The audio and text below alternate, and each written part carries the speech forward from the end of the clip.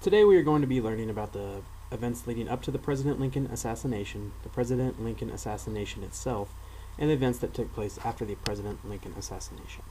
As we've already learned, Abraham Lincoln was the 16th President of the United States. He oversaw the American Civil War and was the leading figure for the North. He served from March 1861 until his assassination in April 1865. Now we're going to talk about some events leading up to the assassination. The North and South had fought a hard battle for nearly 4 years. Over 600,000 Americans died due to the Civil War. Both the North and South had fought a hard war, but the North came out victorious, and the war finally ended on April 9, 1865 at Appomattox Courthouse. This brought an end to the American Civil War. After the signing of the treaty, there were still Southern radicals and sympathizers that wanted the war to continue and thought the South could win if they continued to fight.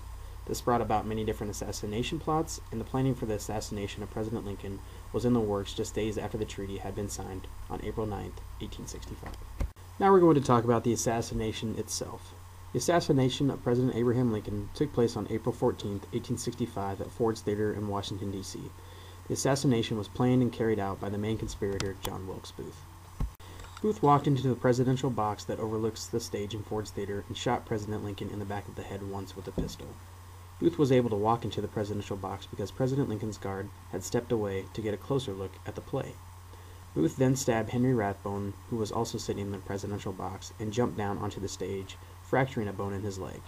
After he leaped onto the stage, he yelled, "Sic semper tyrannis," which in Latin means, "thus always to tyrants," which also was the state motto of Virginia. He then fled out a side door and vanished out of the city of Washington, D.C. Now we're going to talk about some events that took place after the President Lincoln assassination.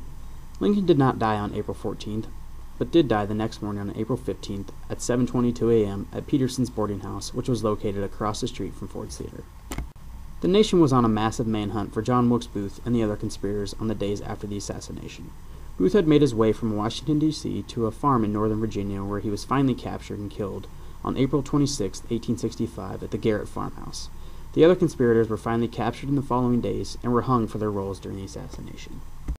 After Lincoln's assassination, Andrew Johnson became the new President of the United States and continued his presidency until 1869. Now we are going to talk about the legacy that President Lincoln left after his assassination. President Abraham Lincoln will always be remembered as one of the greatest presidents of all time. In 1863, Lincoln issued an executive order with the Emancipation Proclamation, which declared all African Americans in Confederate territory free men. He also helped push the 13th Amendment into law, which outlawed slavery.